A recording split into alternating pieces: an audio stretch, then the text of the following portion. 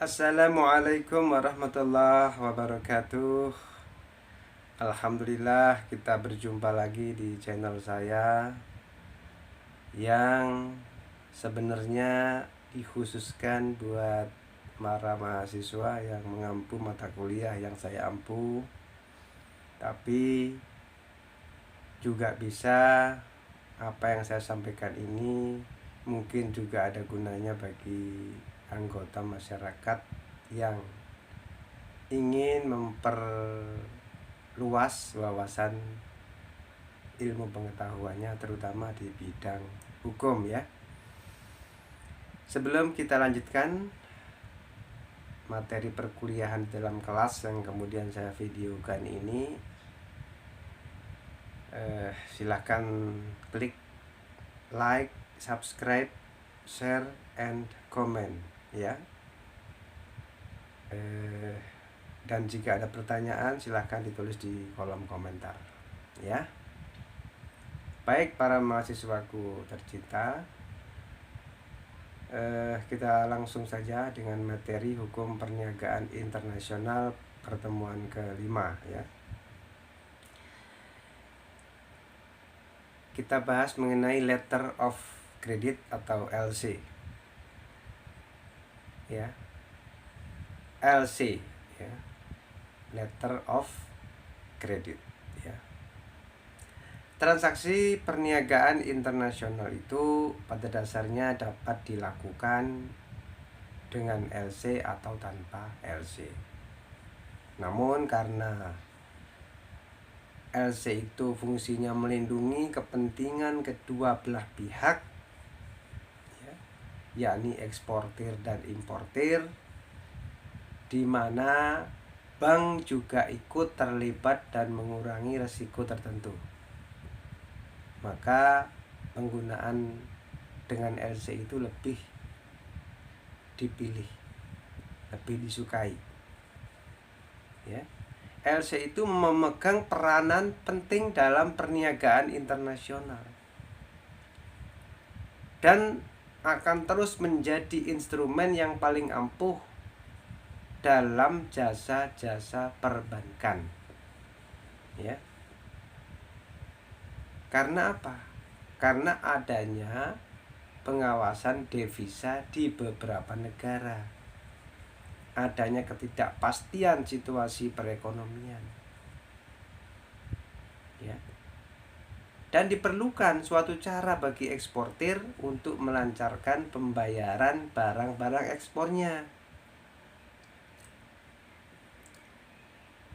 ya. Kita lihat dulu perbedaan antara LC dengan vessel ya, sebab nanti berhubungan juga dengan vessel. Vessel adalah surat perintah yang dibuat oleh kreditur atau yang memberi pinjaman ya, ditujukan kepada debitur yang diberi pinjaman untuk membayar sejumlah uang tertentu pada tanggal tertentu sebagaimana disebutkan dalam surat vessel tersebut. LC tadi vessel ya.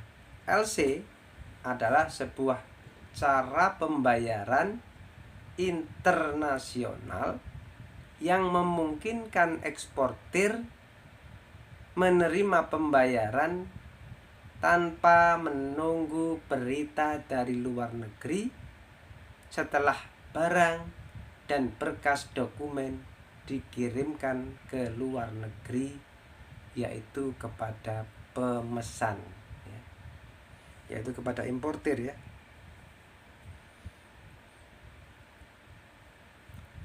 LC ini sering disebut juga dengan istilah documentary credit ya, dan juga bisa disebut authority to purchase, authority to pay, semua artinya sama. Istilah LC itu adalah untuk mencerminkan pengertian akan pentingnya penggunaannya LC itu sendiri oleh bank sebagai alat yang mampu untuk membiayai penyerahan barang dagang. LC itu adalah suatu surat yang dikeluarkan oleh suatu bank atas permintaan importir yang diajukan kepada eksportir di luar negeri yang menjadi relasinya, yang memberikan hak kepada eksportir itu untuk menarik wesel-wesel atas importir yang bersangkutan. LC ini merupakan perjanjian tertulis dari sebuah bank yang disebut dengan issuing bank yang diberikan kepada penjual atau beneficiary atau eksportir ya, atas permintaannya dan sesuai dengan instruksi pembeli atau aplikan untuk melakukan pembayaran dengan cara membayar, mengaksep atau menegosiasi wesel sampai jumlah tertentu dalam jangka waktu yang ditentukan dan atas dokumen-dokumen yang ditetapkan ya. Cara pembayaran dengan LC itu seperti ini.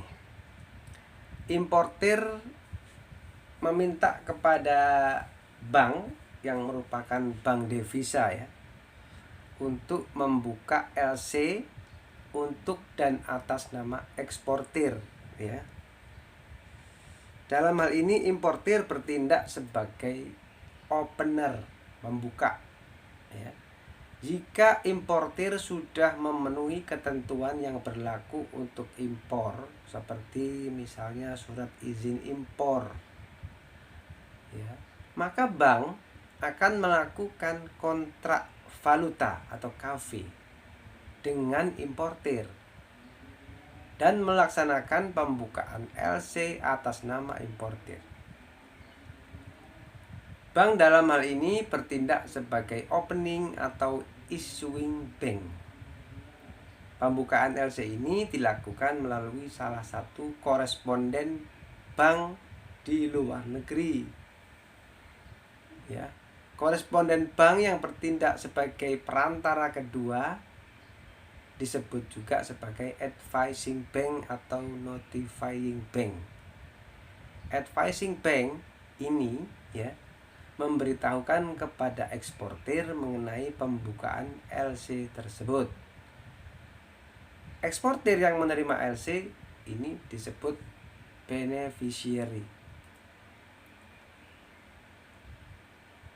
Jadi eksportir menyerahkan barang ke carrier ya, pembawa barang, mengangkut ya. Sebagai gantinya eksportir akan mendapatkan bill of lading atau disingkat BL. Eksportir menyerahkan BL, bill of lading ya, kepada bank untuk mendapatkan pembayaran. Paying bank kemudian menyerahkan sejumlah uang ke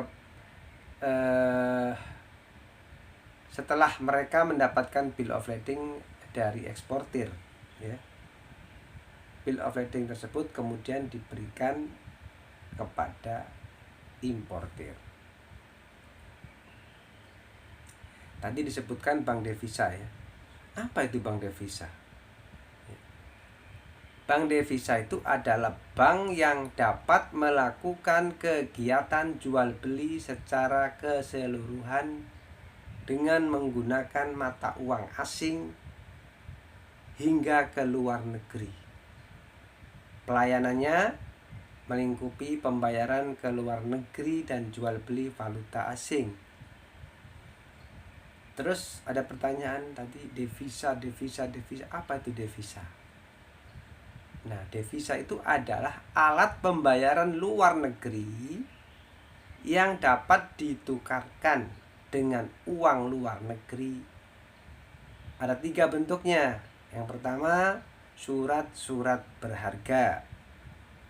Yang kedua, surat-surat wesel luar negeri. Dan yang ketiga, valuta asing atau falas.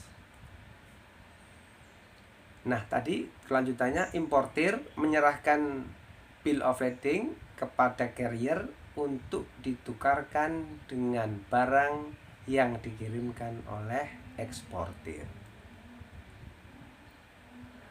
Baik, kita menginjak kepada pelaku dalam penerbitan LC ya. Pelakunya ada 4 ya. Yang pertama adalah applicant atau importir. Yang kedua adalah issuing bank atau bank yang menerbitkan LC. Yang ketiga adalah advising atau negotiating bank atau bank koresponden eksportir. Yang keempat adalah beneficiary atau eksportir.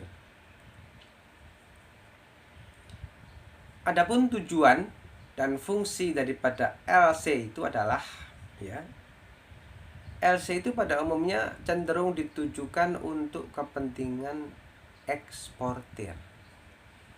Sehingga eksportir akan mendesak importir agar menerbitkan LC guna kepentingannya sebelum pengapalan barang terjadi. Jadi sebelum barang dikirim, dia minta jaminan. Mana LC-nya? Akan diminta itu. Berdasarkan LC, ya, bank-bank yang terlibat setuju mengadakan pembayaran atas dokumen-dokumen yang diserahkan bila menurut pengamatannya telah memenuhi persyaratan LC, itu akan dilaksanakan ya pembayaran. Bank sama sekali tidak terikat dan tidak punya kepentingan atas kontrak barang ya. Sama dengan kalau kita beli sesuatu barang melalui online ya, misalnya melalui Shopee, melalui Tokopedia dan lain sebagainya. Barang kita terima, kita kalau COD ya kita bayar. Tidak bisa kemudian kita tidak mau membayar karena melihat barangnya tidak sesuai ya dengan yang kita harapkan atau yang kita sepakati. Mungkin kualitasnya bukan yang seperti yang kita inginkan, ternyata di bawahnya ya, atau warnanya ternyata berbeda dengan yang kita berjanjikan dengan penjual atau pengirim barang. Itu pihak pengirim barang, pengantar atau namanya kurir itu hanya mengantar saja, tetap kita harus membayarnya. Kalau nanti ada klaim ya, ada namanya fasilitas retur ya, mengembalikan barang kepada penjualnya. Tapi saat barang itu dikirim, kita harus bayar. Namanya COD ya, cash on delivery. Cash, bayar pada saat pengiriman. Pokoknya bayar, gak peduli kualitas barang, gak peduli isinya barang apakah sesuai atau tidak dengan yang akan dibeli atau yang diharapkan oleh pembeli ya, gitu. Ini juga begitu dalam LC ini, yang penting semua syarat-syaratnya terpenuhi, dibayar. Bank tidak melihat dan tidak mau tahu tentang kontrak barang ya, ataupun tentang kualitas barang ya gitu. Nah, apabila barang yang dikapalkan ternyata salah atau lebih rendah mutunya, akan tetapi dokumen yang bersangkutan memenuhi syarat, maka importirlah yang bertanggung jawab atas pembayarannya meskipun dokumen tersebut telah dipalsu ya. Bisa juga terjadi bahwa importir menerima barang-barang yang tidak sesuai dengan yang diminta, tapi ia terpaksa harus membayarnya juga. Untuk mencegah kerugian tersebut, importir dapat menggunakan berbagai pilihan kemungkinan langkah-langkah yang dapat dilakukan pada saat penanganan LC. Nah, fungsi LC itu ya, penggunaannya itu dimaksudkan untuk mempermudah proses pembayaran dan memberikan jaminan terlaksananya pembayaran tersebut ya. Fungsinya adalah merupakan perjanjian bank dalam menyelesaikan transaksi komersial internasional, memberikan pengamanan bagi pihak-pihak yang terlibat dalam transaksi yang diadakan, memastikan terjadinya pembayaran sepanjang syarat-syarat LC dipenuhi, merupakan instrumen yang didasarkan hanya atas dokumen dan bukan atas barang-barang, membantu bank memberikan fasilitas pembiayaan kepada importir. Nah, itulah fungsi dari LC. Nah, tadi kita sebutkan beberapa pihak yang terlibat dalam LC ya. Ada pihak langsung dan pihak yang tidak langsung. Pihak langsung yang itu dijelaskan sebagai berikut ya. Ada pembeli, ada penjual, bank pembuka atau penerbit LC, bank penerus LC, bank yang menegaskan suatu pembayaran LC, bank pembayar atau paying bank, bank yang menegosiasi, bank yang diminta mengganti pembayaran atau mereimburse ya. Pihak yang tidak langsung antara lain adalah perusahaan pelayaran atau pengapalan, bea dan cukai atau pabean, perusahaan asuransi, badan pemeriksa atau SGS, perwakilan Sukovindo khusus Indonesia, badan-badan peneliti lainnya. Nah, kita lihat sekarang mengenai pembeli ya. Pembeli itu disebut juga dengan applicant atau account, party atau accounting, importer, buyer ya.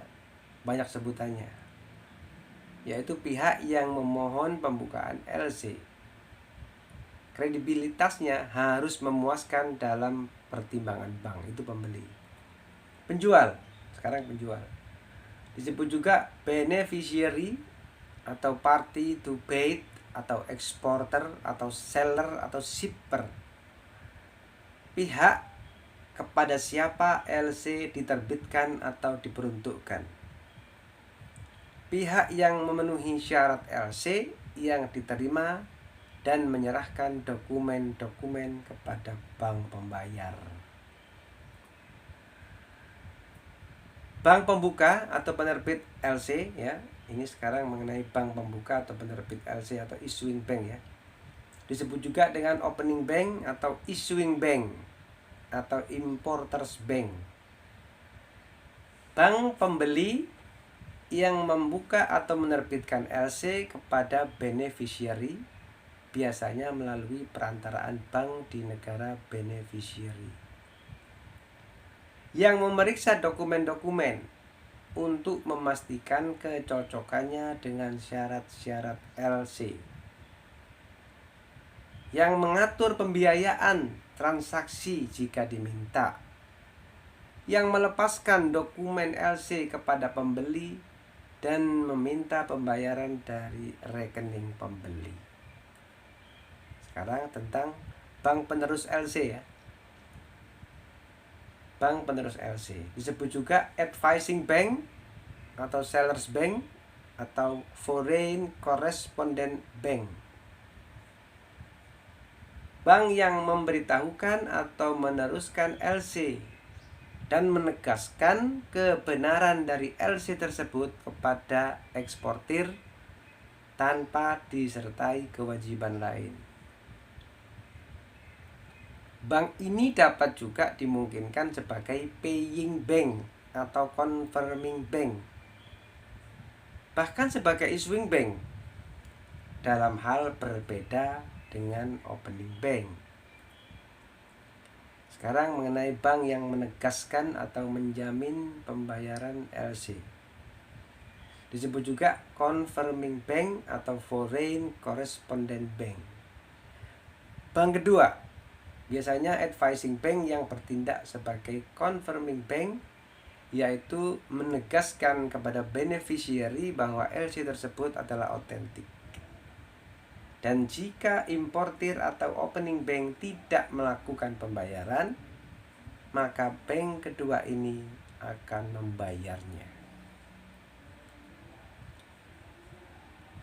Sekarang mengenai bank pembayar ya, paying bank ya, disebut juga paying bank, yaitu bank yang namanya disebutkan dalam LC sebagai pihak yang melakukan pembayaran kepada beneficiary asalkan dokumen-dokumen sesuai dengan syarat LC.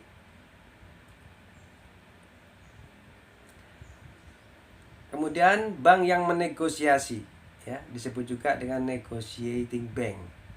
Bank yang biasanya namanya tidak disebutkan dalam LC, yang menyetujui untuk membeli vessel dari beneficiary.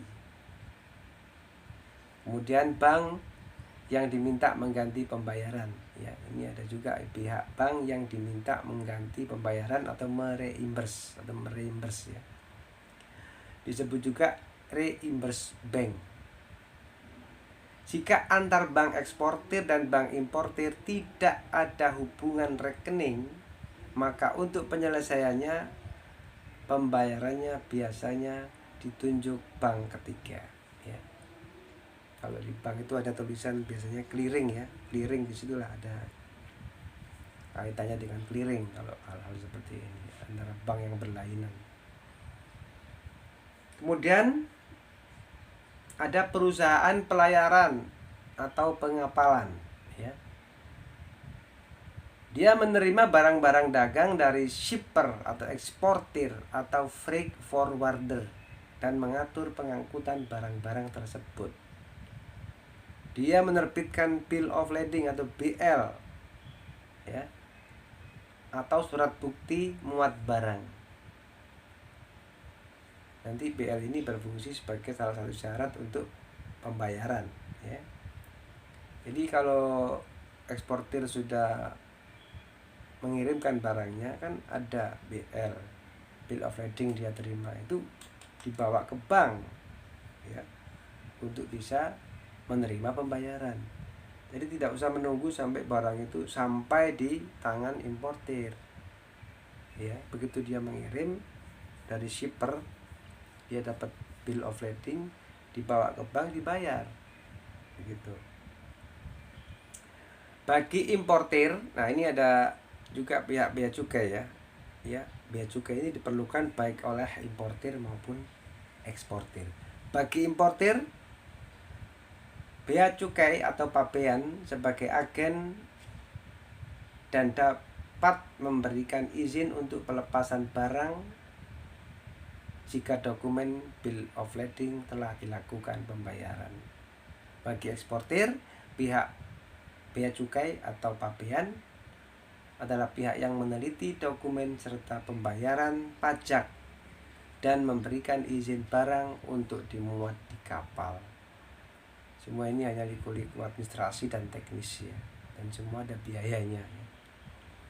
Kemudian ada namanya perusahaan asuransi, yaitu pihak yang mengasuransikan barang-barang yang dikapalkan sesuai nilai yang disyaratkan. Pihak yang mengeluarkan sertifikat atau polis asuransi untuk menutup risiko yang dikehendaki. Pihak yang menyelesaikan tagihan atau klaim kerugian-kerugian. Bisa dibayangkan jika barang dikirim dari eksportir ke importir melalui laut ya, melalui laut. Kemudian di tengah laut terjadi mungkin ada bencana di laut sehingga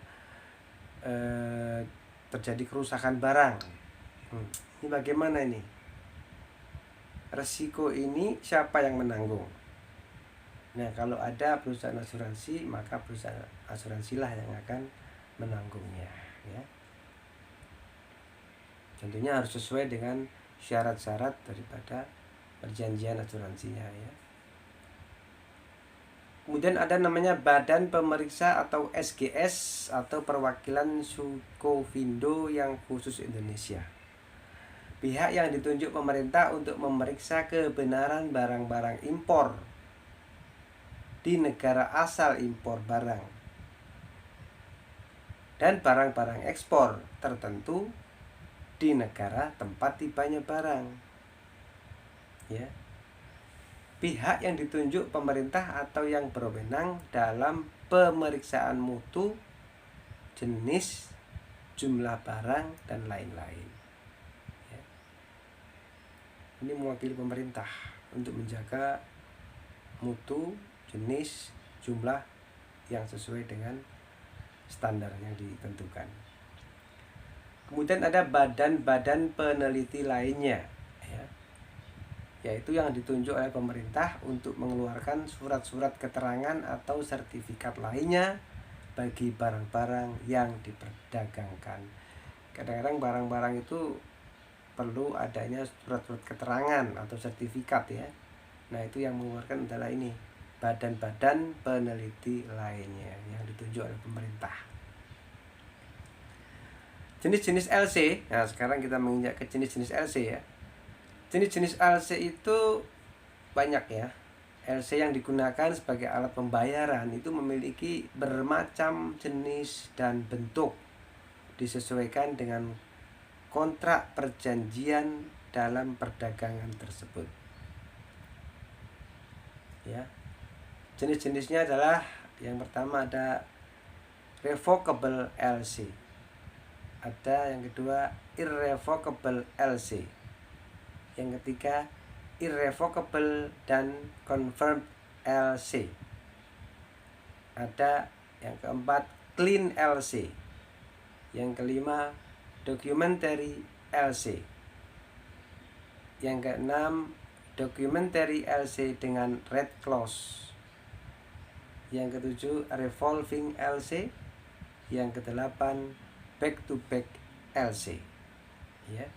Mari kita bahas satu persatu. Yang pertama revocable LC, ya. LC semacam ini yang sewaktu-waktu dapat dibatalkan atau diubah secara sepihak oleh opener atau oleh issuing bank tanpa memerlukan persetujuan dari beneficiary. Pihak eksportir kemungkinan akan menghadapi masalah untuk segera memperoleh pembayaran dari importir. Sedang sebaliknya, pihak importir LC ini akan memberikan kelonggaran, ya, karena dapat diubah atau dibatalkan tanpa pemberitahuan terlebih dahulu kepada beneficiary. Itu kalau revocable LC. Yang kedua adalah irrevocable LC. Apa itu? Nah, LC seperti ini adalah LC yang tidak bisa dibatalkan selama jangka berlaku atau validity yang ditentukan dalam LC tersebut. Dan opening bank tetap menjamin untuk menerima wesel-wesel yang ditarik atas LC tersebut. Pembatalan mungkin juga dilakukan, tapi harus ada persetujuan semua pihak yang bersangkutan dengan LC tersebut. Itu kalau irrevocable LC.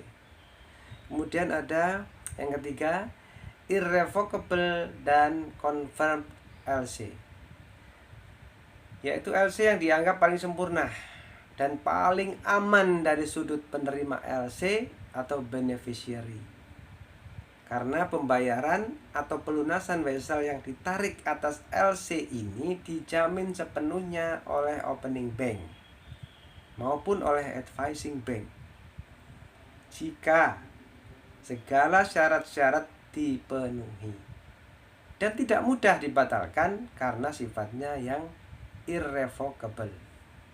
Ini idola, ini irrevocable dan confirmed LC ini adalah LC idola. Kemudian ada yang namanya clean LC, tadi yang keempat ya, clean LC. Dalam LC ini tidak dicantumkan syarat-syarat lain untuk penarikan suatu wesel. Artinya tidak diperlukan dokumen-dokumen lainnya.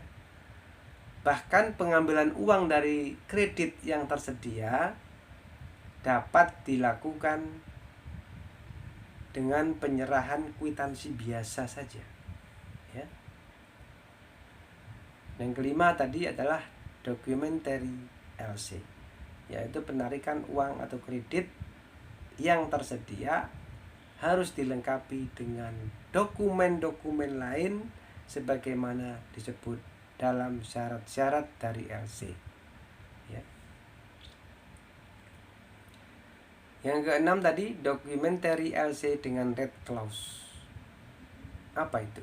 Nah, penerima LC atau beneficiary diberi hak untuk menarik sebagian dari jumlah LC yang tersedia dengan penyerahan kwitansi biasa atau dengan penarikan wesel tanpa memerlukan dokumen lainnya.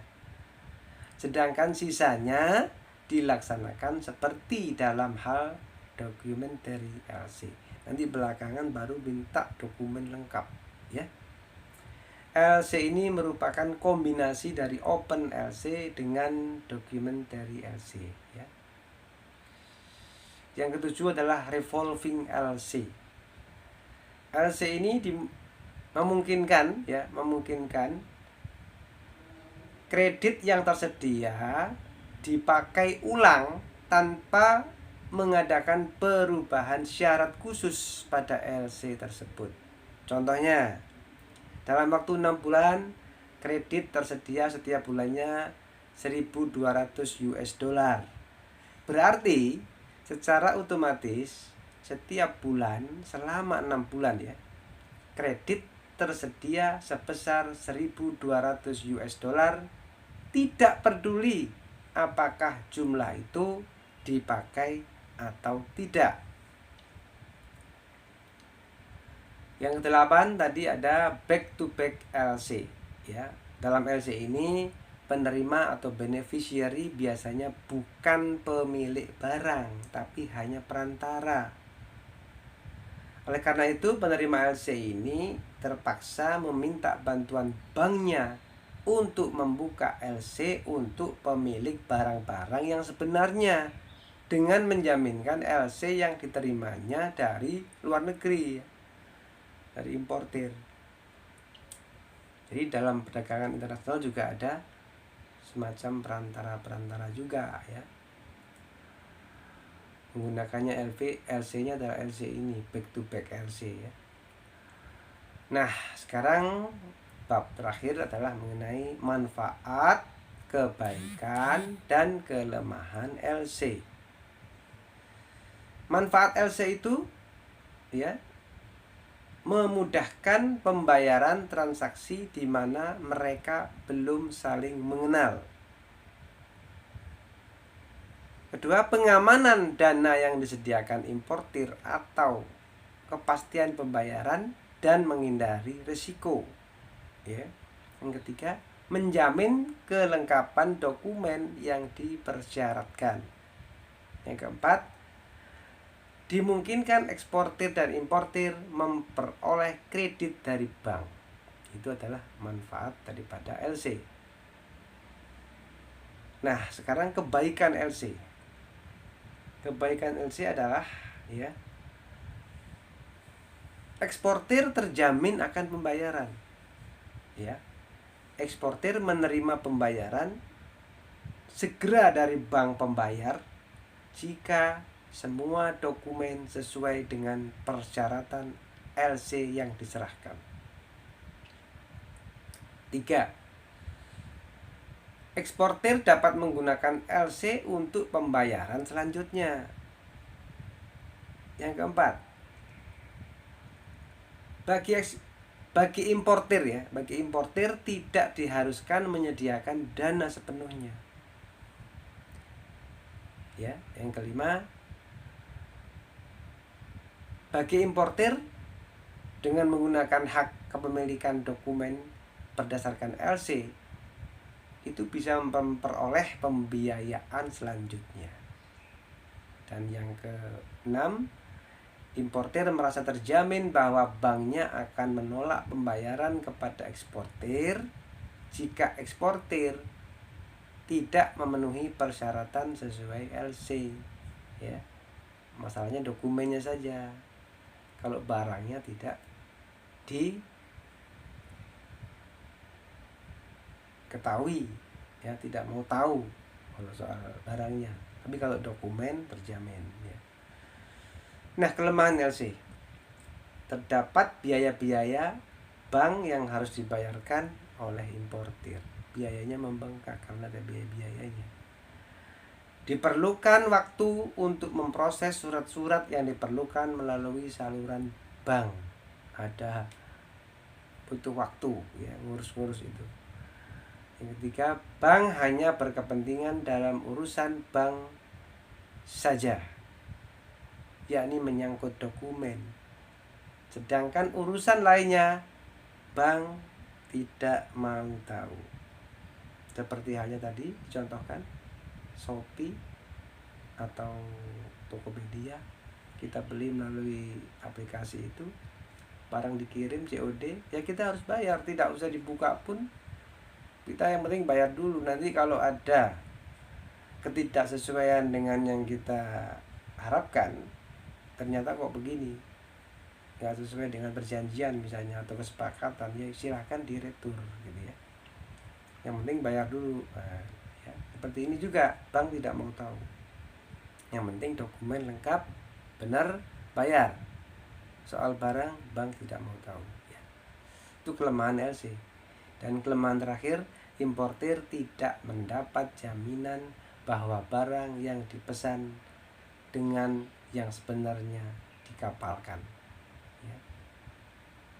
Kalau dinaikkan kapal kan masih belum tahu, importir kan belum menerima, tidak ada jaminan apakah barang yang dikapalkan itu sesuai dengan yang dia pesan gitu.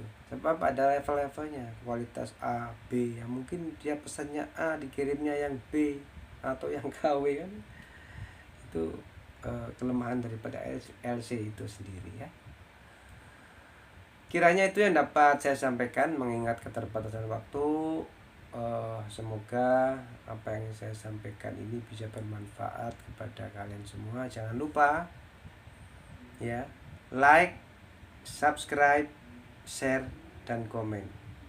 Semoga bermanfaat buat kita semuanya, termasuk saya. Lebih kurangnya mohon maaf. Wabillahi taufiq wal hidayah. Wassalamualaikum warahmatullahi wabarakatuh.